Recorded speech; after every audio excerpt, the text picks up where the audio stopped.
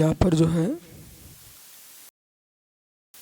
अष्टसहस्री ग्रंथ में भगवत समंत्र सौमीकृत आप्तमीमांसा ग्रंथ पर जो टीका ग्रंथ अष्टसती विद्यानंद सौमीकृत अष्टसहस्री आचार्य समय अकलंक स्वामी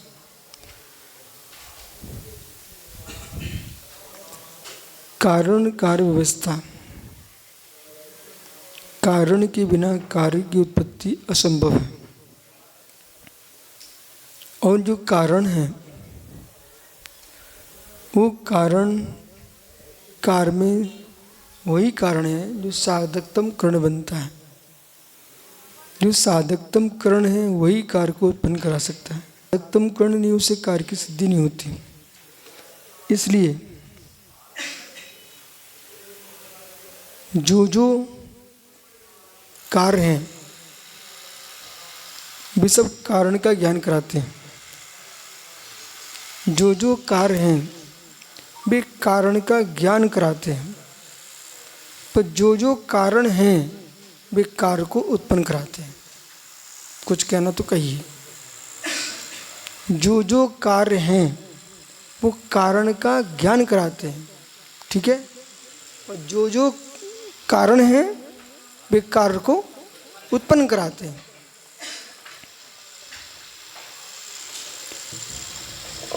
इसलिए कारण कार्य संबंध भी मानना चाहिए। कार्य कारण से परतंत्र है। कार्य कारण से परतंत्र है और कारण कार्य से परतंत्र है।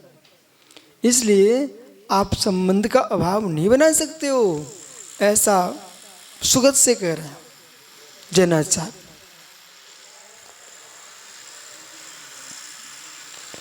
संवृतः परतंत्रोपगमेपि तद्दोष निवर्तते संवृतिर्मिसारूपत्वात्।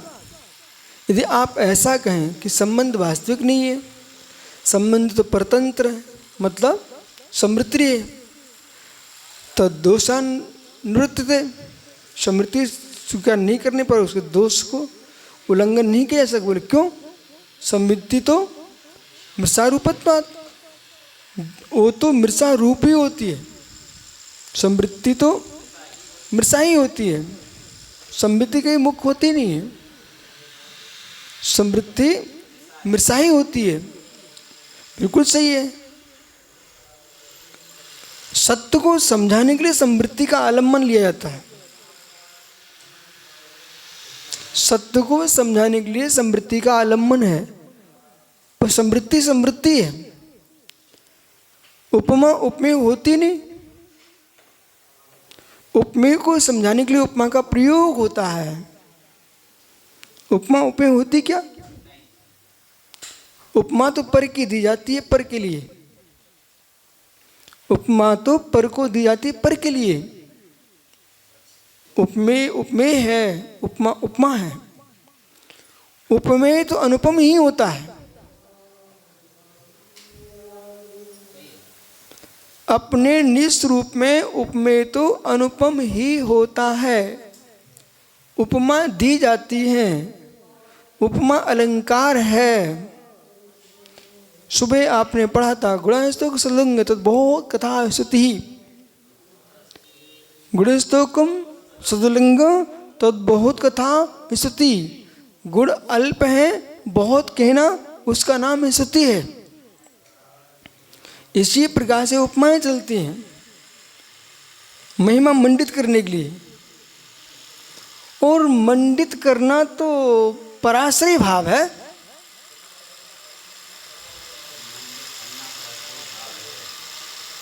जैसे कि ये मंडप भी मंडित है।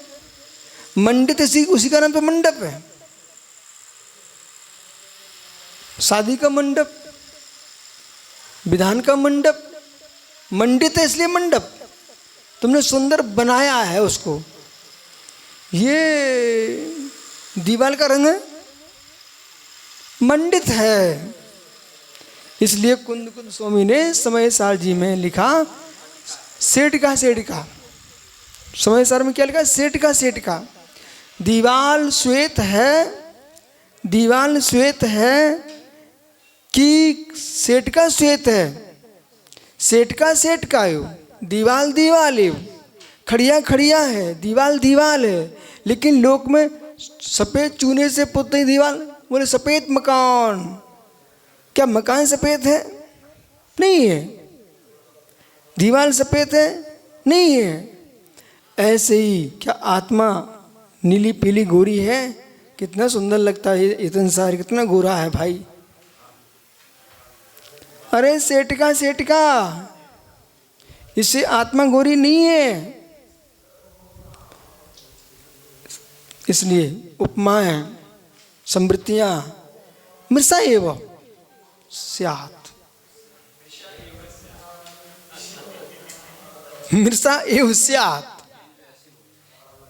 क्या? अरे अज्ञानी तो बैठे थे जगत में। अभी मैं क्या सोच रहा था थोड़ी देर पहले, जगत को सत्य बोल दिया, जगत पागल हो जाएगा। पूर्ण सत्य के साथ संसार में जिया ही नहीं जाता। संसार में जीना मतलब असत्य के साथ जीना, सत्य के साथ जीना। संसार में जीना है मतलब असत्य। ओ सत्य के साथ जी नहीं सकते आप संसार में। आप मनुष्य हो क्या? आपकी आत्मा मनुष्य है क्या? वो तो पर्याय है। इस पर सचगंधवर्ण, बोले गोरा है पीला। देखो कितनी तुम समझदार पढ़ रहे हो, पर लक्ष्य वहीं जाता। हम सांवले हैं, हम गोरे हैं, हम पीले हैं, और हमको ऐसा हमको वैसा हो गया। आखिर में तुम हम किस में लगा रहे हो? जो संसार में सत्य में निर्णय करके जीने लगता है, वह पर्याय से विमूढ़ होकर के नहीं जी पाएगा। पर्याय से विवेकपूर्वक जिएगा। ऐसा है। संसारी होना ही सत्य है। अब बोलिए, संसारी होने ही सत्य है। क्यों? क्यों? क्यों? संसारी होने ही सत्य है। अब इन जैसे लोग ऐसा प्रश्न कर रहे हैं, अब तो क्या कर सकते हैं? संसारी होने ही सत्य है। बेचाहे पूज जो है अपूज जो है सब असत्य है। संसारी होने जब मैं सत्य कह रहा हूं, तो चाहे पूज जो है पूजे सब असत्य है। वो अब सुनो, कोई हमारे लिए वो सुनने के लिए उसको घी पीना पड़ेगा और बुद्धि लगाना पड़ेगी। बोले अरे जो पूज रहा है वो भी असत्य है, जो पूज्य वो भी असत्य है। जो पूज रहा है वो भी असत्य है, जो पूज्य वो भी असत्य है। संसार में होने ही सत्य है। एक मां शुद्ध जीव द्रव सत्य भूत कोई है तो सिद्ध भगवान एवं। अभी तुम पचाना सीखो। जो आप कह रहे हो वो तुमको बहुत दिन पहले से पता है। तुम्हारा संसारी होने ही सत्य है। क्यों? संसार जो होता है वो कर्म सापेक्ष होता है। वो कर्म जो होता है वो आत्मा का धर्म नहीं होता है। उसमें आप जी रहे हो और वही तुम संसार में पूज रहे हो, अनंत तक को पूज रहे हो। अनंत भी असत्य के ही साथ है। अभी पूर्ण सत्य को ये तो सिद्ध भगवान है। और पूज्य पूजक भाव ही असत्य है। पूज्य पूजक भाव असत्य है। क्या? अद्वैत में कौन पूज्य कौन पुजारी? जो है सो है। परंतु ऐसा पंथ बन गया ना संसार में, तो एक नया पंथ खड़ा हो जाएगा। लेकिन पंथ बनाने वाले पागल होंगे। जब मैं सबको सत्य बोल रहा हूं तो पंथ तुम्हारा कौन सत्य हो गया? अद्वैत को समझना है, अद्वैत को समझना है, अद्वैत में जीना है। अद्वैत पर कसाय नहीं करना है। क्या? हाँ, इसलिए जितने निश्चय पंथ वाले, व्यवहार पंथ वाले सब परसमयी लोग हैं। समझ में आ रहा है क्या? ये अष्ट सहस्री की दम समझ रहे कि नहीं? इसलिए तत्वतोपी वास्तव में, तत्वतोपी यानी यथार्थ में, वास्तव में, तत्वतोपी यदि तत्वतः वास्तव में क्वचित परतंत्र इष्टौ सिद्ध तत्व का संबंधा। कहीं पर परतंत्र जो ना कार्य कारण की जो परतंत्र स्वीकार करें तब संबंध तात्व की सिद्ध होगा। बालक इसे भी देखो, अब हम चल रहे हैं व्यवहार के तत्वतः में। हाँ, यदि आप संसार में तत्व निर्णय के साथ जीना चाहते हो तो फिर हर प्रकार के बंध को स्वीकार करो, हर प्रकार के संबंध को स्वीकार करो, इष्ट स्वीकार करो, सिद्ध तत्व का संबंध। कैसे? तत्वतोपि क्वचिता परतंत्रे इष्टौ, क्वचित कहीं पर परतंत्रता जो है ना वो क्या है? इष्ट है। परतंत्रता क्या है? इष्ट है। इसलिए और जब इष्ट करो तो सिद्ध तत्व का संबंध, जो संबंध है वो सिद्धि है, संबंध है वो सिद्धि है, तत्व की है सिद्ध हो जाता है। इसलिए इति च तत्प्रक्षेपकम श्रेयन यथा संबंधित, इसलिए जो आपका प्रक्षेप श्रेष्ठ करनी है बालक, इति न तत्प्रक्षेप श्रेयान, आपका जो पक्ष है वो श्रेष्ठ कर नहीं है। कौन सा पक्ष? संबंध को नहीं मानने वाले पक्ष है वो श्रेष्ठ नहीं है। संबंधांतर, इसलिए संबंधांतर अपेक्षा सकृत सकृत, सहकारीपन को अपेक्षा एक सकृत सकृत, एक बार अनेक बार, एक साथ ही अथवा क्रमशः, संतांतर, संतांतर भाव स्वावेदा परस्पर व्यावृत्य, संतांतर संवित्ति संतान से भिन्न पदार्थों के स्वभाव परस्पर व्यावृत न होवे, वे क्या बोलते हैं? संतति, संतांतर, संतति, संतांतर।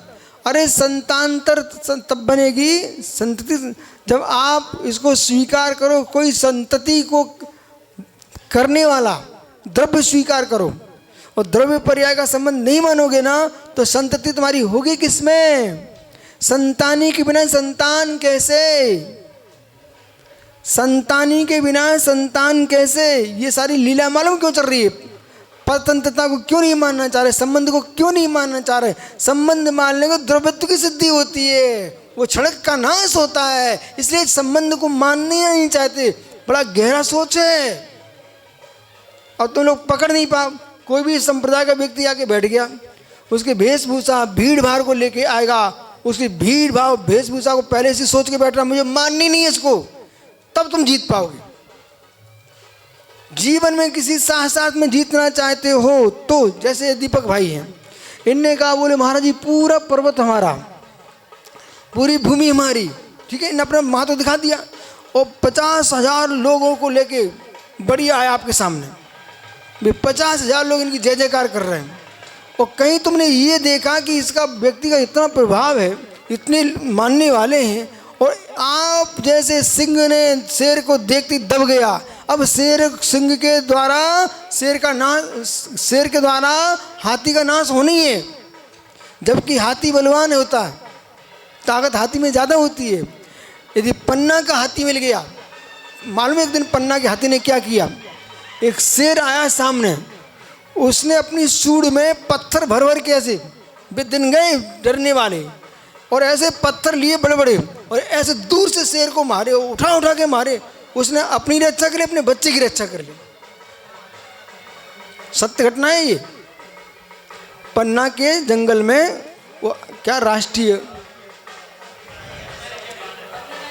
हाँ, उसमें शेर, वहाँ शेर भी है, हाथी भी है।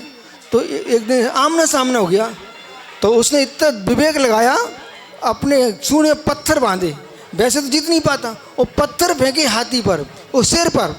अब एक पत्थर शेर करेगा, शेर में क्या होगा शेर का?